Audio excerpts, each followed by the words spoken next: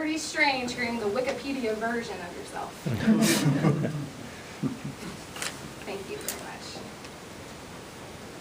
I know everybody's hungry, so I'm not going to take up much of your time. The history of women is an important aspect of our day-to-day lives and is woven into the fabric of our entire society. The history of women is constantly being rewritten. We have come a long way regarding the equality and rights of women both nationally and globally.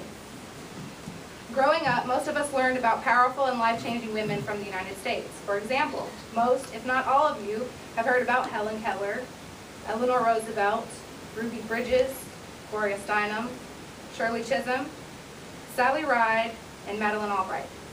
In learning about these women throughout your lifetime, you have already discovered how far we have come concerning the rights and equality of women. You may also realize how far we still have to go. It was in 1636 when Harvard, the first college chartered in the United States, opened its doors. It would be nearly 200 years later, in 1833, when women were first admitted to Oberlin for coeducation. Oberlin was the first of a handful of colleges who regularly admitted women. However, most women from this time in our history were only permitted to attend women's academies, also known as seminaries. In many cases, they did not receive the same quality of education or were not allowed to follow the same curriculums as all male schools because women were not allowed to hold the same jobs as men after graduation. According to the National Women's History Project, pioneers of education for young women faced arguments from doctors and other experts who claimed that women were incapable of intellectual performance equal to men. They claimed that women were so delicate that even to try to keep up with men intellectually would harm them in some way. Fast forward to now, and nearly 200 more years have passed since coeducation was first permitted in that handful of schools.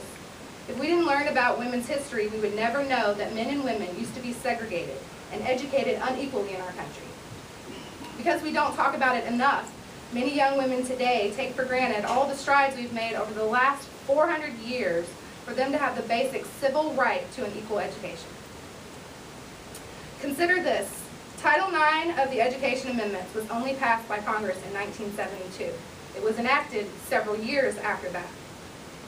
This finally made it illegal for federally funded institutions to discriminate based on gender.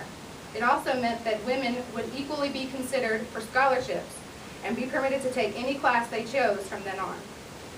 In fact, the 1900s were a very exciting time in the United States for the equality of women. We celebrated International Women's Day for the first time in 1908. In 1916, Margaret Sanger opened the first birth control clinic. In 1920, the 19th Amendment was ratified by a sufficient amount of states, finally giving women the right to vote. It should be noted that not all states ratified the amendment right away, with Mississippi being the last state to do so in 1984. Because of her work with the poor in Chicago, in 1931, Jane Addams was the first woman to receive the Nobel Peace Prize. In 1942, Congress authorized women to serve in the Navy. Women accounted for 30% of college enrollees in 1950. In 1963, Congress passed the Equal Pay Act. Women were allowed into military academies for the first time in 1976. In 1981, Sandra Day O'Connor was the first woman appointed to the Supreme Court. The 1992 election doubled the amount of women in Congress. In 1997, General Claudia Kennedy was the Army's first female three-star general. The 2008 presidential election saw for the first time a female candidate winning a presidential primary. Although Mrs. Clinton did not go on to win the overall Democratic nomination, she did go on to be the Secretary of State and, along with the current administration, has ensured that promoting the rights of women is fully integrated into our nation's foreign policy. In the United States today, the majority of college enrollees are women. Indeed, there have been many encouraging and positive steps just in the last 100 years towards a woman's right to equality in our own country. But we still have a long way to go. Several years ago, I had one of those experiences in life that makes you think and kind of stays with you. I was making my way across campus and I passed a bake sale. As I got closer to the bake sale, I realized that there was one line for men and one line for women. Men were being charged $1 for each of their sweets, and women only had to pay 76 cents. The point of this bake sale was not to dish out cookies and brownies. The point was to provide a visual awareness of the gender wage gap.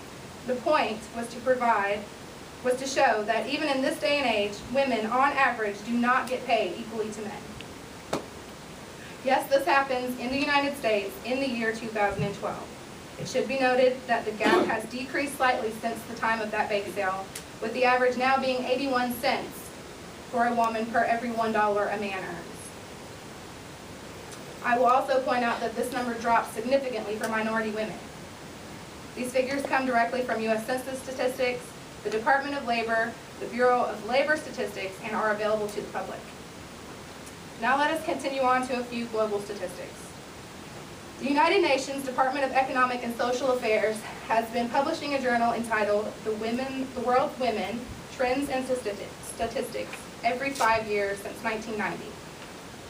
According to the 2010 issue, women account for 2/3 of the world's illiterate adults. I was shocked when I learned this, and even more so that this has been the case for the past 2 decades. Around the world, a lack of gender balance in decision-making positions in government persists from highest to lowest levels. Of the world's 500 largest private sector corporations, in 2010, only 13 were run by women. Occupational segregation and gender wage gaps continue to persist in all regions. Yes, we still have a long way to go, but there are so many positive examples of change out there that we can still be encouraged for the future. Several private citizens, corporations, and nonprofit organizations are empowering girls and young women on a daily basis by supporting their educational goals and also meeting many of their other needs. Although progress is slow, internationally there have been slight increases in both primary and secondary enrollment among girls and young women in the past 2 decades. With increased opportunities for secondary education globally, women have expanded their horizons and have boldly gone where no women have gone before, the world of the working man. More and more, women are finding themselves in typically male career fields, like the military, or construction, or engineering. Today, women account for more than 1/4 of the world's scientists. These types of reports are encouraging to hear because 50 to 100 years ago, women could only hope that their daughters would break the glass ceiling and not be relegated to entry-level positions in the workplace, that they would receive an equal education, that they would be able to stand in front of a crowd of both men and women and speak about the rights of women's equality without negative consequences. I grew up believing that every person is equal. I have the luxury of this belief because of all the fighters who came before me making the differences they have made in the way society thinks about and treats women. While we still have a long way to go, I am very excited for all the positive changes yet to come, and I know I will see in my lifetime. Women's History Month is great because it brings awareness to the challenges all women still face. At the same time, it highlights encouraging accomplishments and improvements in the lives of women everywhere. So, not only during the month of March, but at all times throughout the year, please remember that the history of women is the most important tool we have for the future of women. Thank you.